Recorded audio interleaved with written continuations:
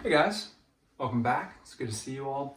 Today's video is going to focus on continuing on with the math for acids and bases. We're going to take a look at some molarity calculations, kind of the mathematics of neutralization reactions, and also take our first look at titrations. So let's get started.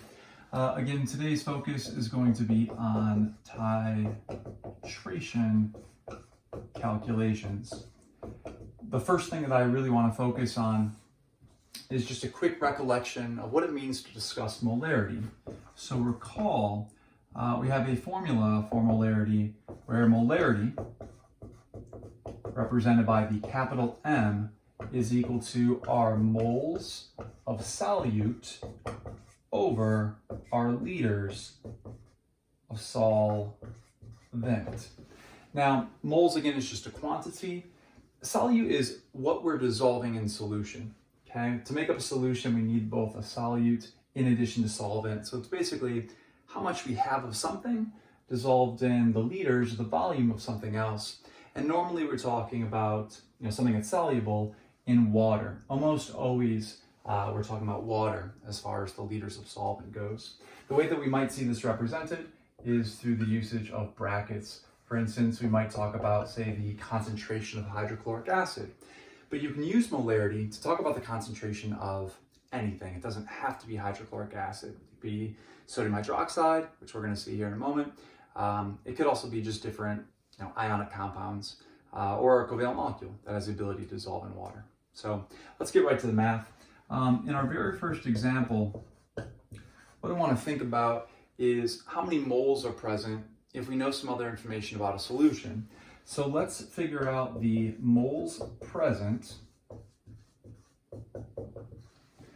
and we'll say 32.0 milliliters of a 0.75 molar sodium hydroxide solution. Okay, so we have our preceding equation here where we know again that molarity is equal to moles per liter. Now I'm given the molarity and I'm also given the volume. I have to remember to convert milliliters to liters, an important step. To do that, we have to take our milliliter value and we divide by 1,000. So I have 0.75 molar as being equal to some X number of moles over 0.032 now liters after I've divided by 1,000. As I do this, I end up getting 0.024 moles worth of my sodium hydroxide. And that would be our final answer. So these early ones are basically just kind of plug and chug, okay, using this governing molarity equation here. Let's take a look at another quick example. Same kind of idea, same formula that we're going to be employing, just solving for something else, frankly. So in this second example, imagine that we have a hydrochloric acid solution. And what we want to do is we want to actually determine the concentration of a hydrochloric acid solution if we know that 0.0047 moles of HCl have been dissolved, we'll just say 50 milliliters of solution. Okay, so now we have the moles and we know the total volume of the solution. So in order to solve for molarity, again, it's pretty straightforward. Molarity equals moles over liters. We simply plug in the value of moles, the 0.0047, and we divide by 0.05, again, converting milliliters over to liters. And in doing so, I find that my molarity is equivalent to 0.094 molar, again, for HCl. And in class, we've dealt with molarity, very common, 0.5, 1. I think we even see up to 3 molar, as it were. Okay? So this is good to talk about concentrations, again, quantity, maybe the volume of solution, but it largely just equates to kind of plug and chug. We can get a little bit more complicated.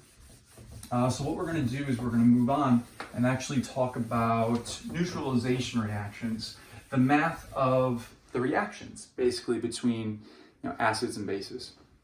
So in example number 3, let's say I have the following scenario. Let's say I have some type of Erlenmeyer flask, okay? And in here I have 30 milliliters, so 30 ml of HCl. But I don't know what the concentration is. So you and your esteemed lab colleague, you guys run an experiment. And what we find is that we can actually neutralize this amount of acid with 22 milliliters of 0.18 molar sodium hydroxide. So what this means is, again, I don't know what the concentration is of this unknown solution of acid. I do know the volume present, okay? I've used a known concentration of a sodium hydroxide, which is a base, right? We're talking about acid-base neutralization, and I know the volume. And when I say neutralize, I mean that I have an equal number of acid and base, and they've come together in this perfect stoichiometric amount to completely eliminate each other. Let's take a look at that equation. So when I have HCl plus sodium hydroxide, again, they come together in a nice 1-to-1 ratio in my balanced equation. As they do so, again, they form sodium chloride and also water. This is kind of our standard go-to strong acid, strong base neutralization reaction, okay? So in order to find concentration, again, I revert back to my equation, molarity equals moles over liters. So to solve for molarity, to solve for that concentration, what I really need is moles of acid. And this is really convenient, and this is going to be kind of an important point here. We know, we're going to say at the equivalence point, which is another way of saying when neutralization.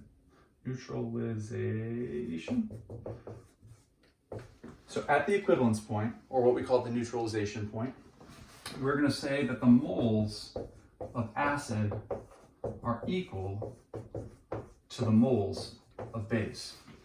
So what I can do is, I can just use my moles of acid that I can get from the volume and the concentration. I know that the moles of base will equal the moles of acid, and jing-jidan, I just plug that into my equation. And again, it largely equates to what we just did. So I'm gonna go ahead and erase this. Let's take a look at the math really quick. To solve for the moles of my base, again, I have my molarity equation. I know what the concentration is, so 0.18 molar is equal to some number of moles over liters. I'll convert the milliliters over to my liter value. When I multiply by 0.022 on both sides, I find that my number of moles is equal to 0.00396 moles. Now again, this is of the sodium hydroxide right now. But we just got done saying that at our neutralization point, given that it was a 1-to-1 equation in our balanced equation, that the moles of base will actually equal the moles of acid. So now that I have the moles of hydrochloric acid in hand, I'm still not quite done. I need to use the moles of hydrochloric acid, plug that back into my molarity equation, and then solve for that unknown concentration, which becomes a pretty straightforward task. So molarity, again, this is for the acid now that I know that we're working with moles of HCl, is equal to 0.00396, again, that's moles, divided by the liters initially present of that hydrochloric acid, the 0.03 there. When I solve for this, I end up getting 0.132 molar hydrochloric acid. Okay, and this is kind of the mathematics of a typical neutralization reaction. I want to take a moment and just see what's actually going on the molecular level in solution. So let's do that. We're actually going to take a look at like 3 different kind of snapshots in terms of what our initial conditions are, and then kind of working towards that neutralization point. So imagine a scenario where I have our acid kind of in solution. Okay, and I'm going to make kind of a little key here. So let's go through this. Again, our equation is HCl plus sodium hydroxide is yielding NaCl plus H2O. Now, initially, what I have in solution is just my HCl. And I'm going to go ahead and represent that. The hydrogen is going to be a red dot. The chlorine is going to be a black dot. Again, this completely dissociates in solution, which means the H plus is going to go its way and the Cl minus is going to go its way. And then I'm going to go ahead and use blue, this kind of makes sense, for H2O. So my initial conditions, again, let's just say I have a whole bunch of water kind of floating around in solution. Okay, so it's an acidic solution to begin with. So I'm just going to go ahead and add in just a little bit of acid.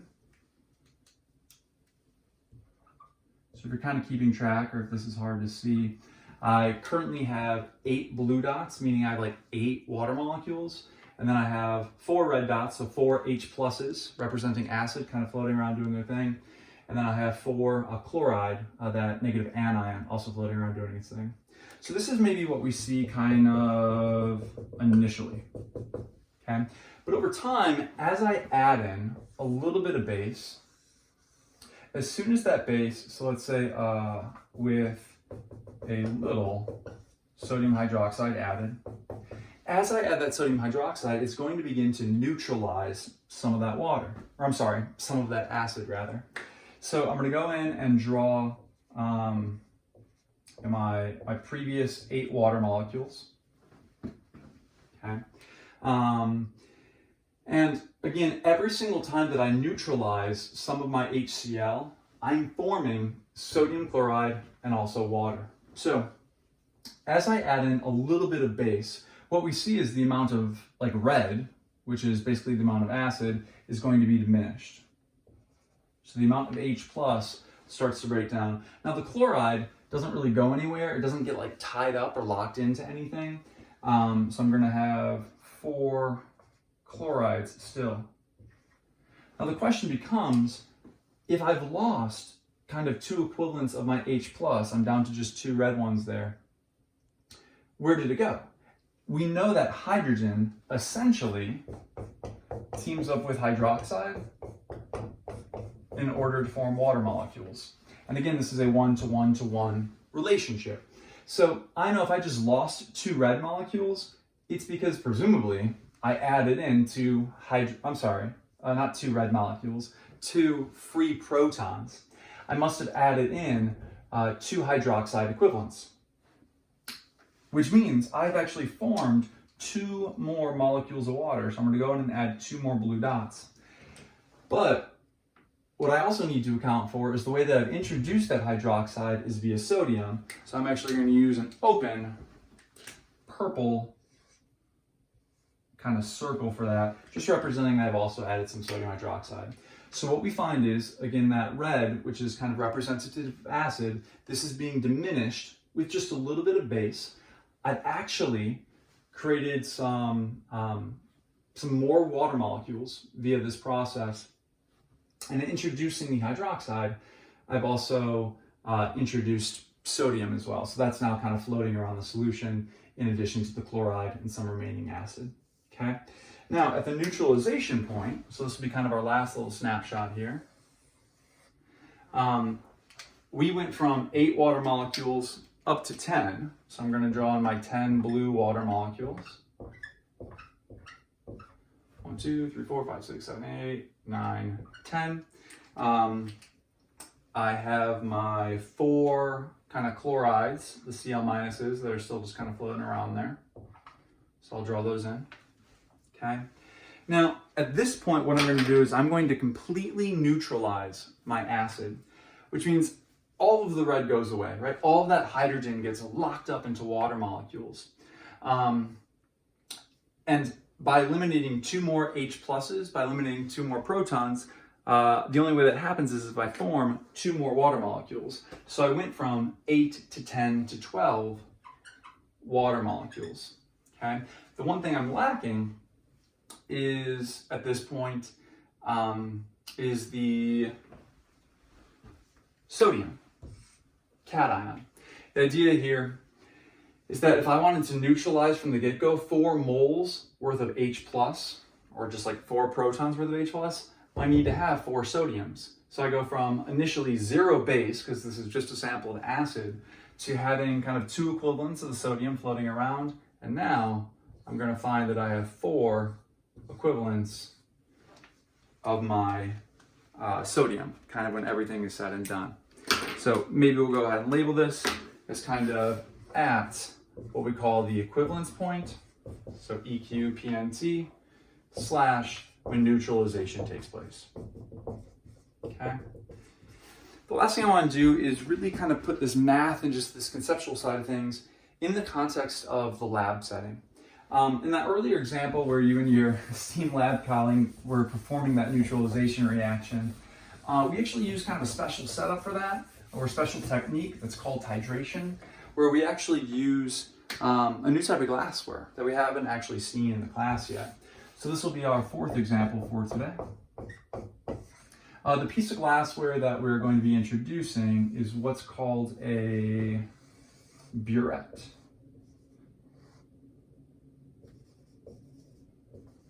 And it kind of looks like this.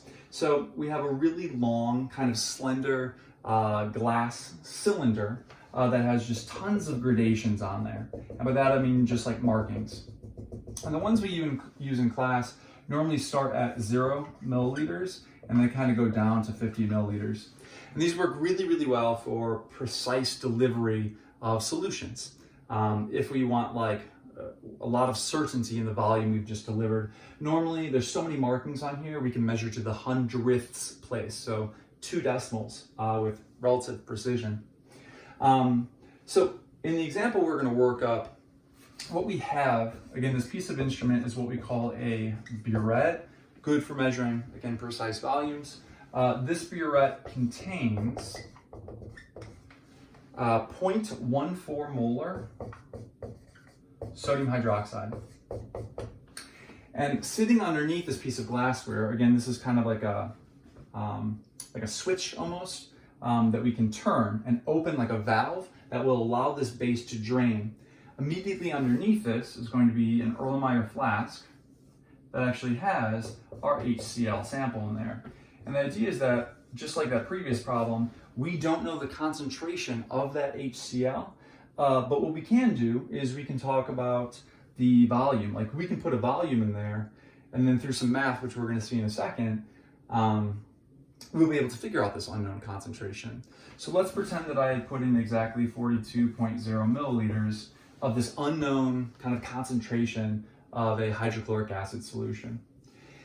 Now, at the beginning of our experiment, normally you just fill this up to 0, but let's just say that like we only had so much of the 0.14 molar sodium hydroxide.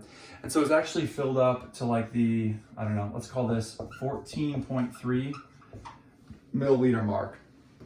And over time, as we kind of open this valve and the base starts to drain, we are going to be continually neutralizing the HCl.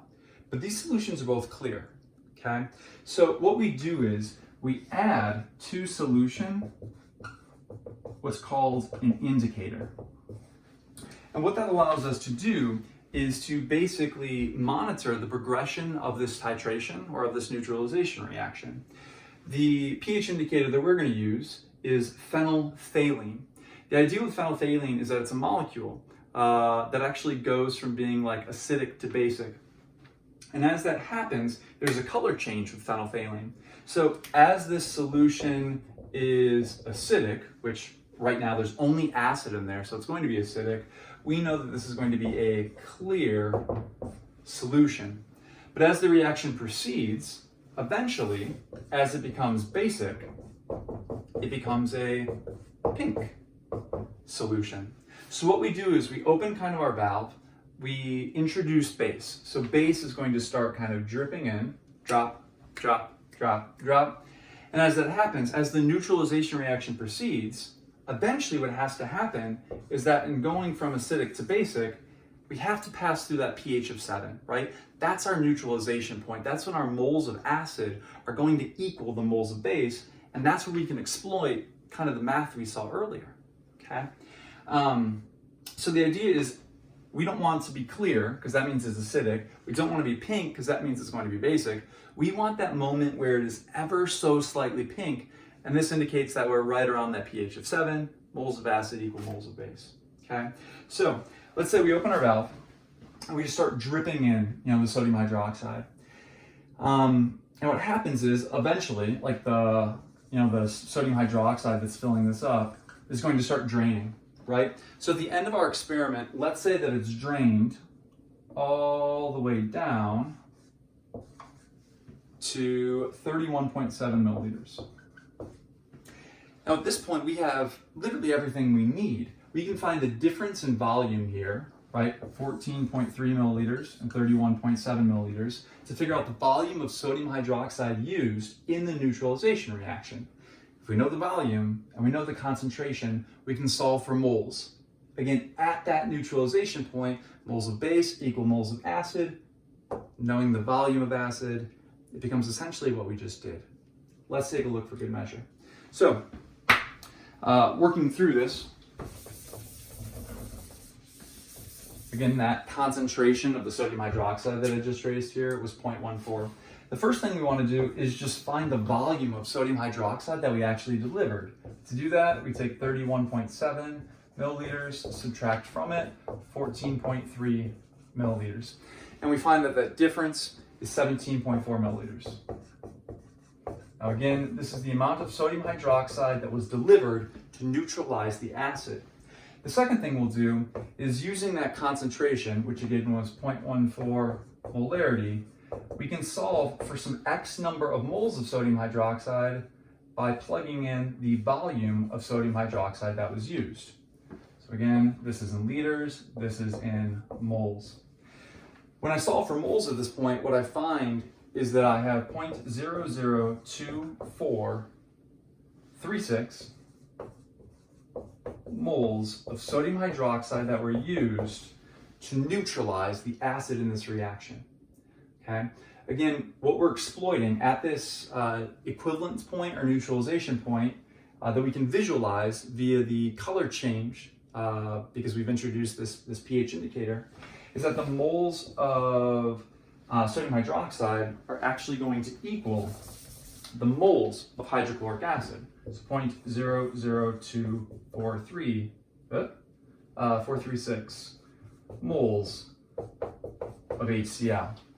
Having the moles of HCl, right, and knowing the volume that was originally present, which was the 42 milliliters, I just take moles and I divide by the volume that I have, but in liters, so I took the 42 and divided by 1,000, and this tells us that the molarity, so the concentration, which was previously unknown, for that HCl is going to be 0.058 molar. And this is our final answer, okay? So it's basically example number 3. The only difference is we kind of talked about the experimental setup this time. Again, we've used a burette, which is a piece of glassware that allows us to deliver very, very precise volumes. So we can calculate these concentrations with a pretty high degree of certainty. All right, thanks guys.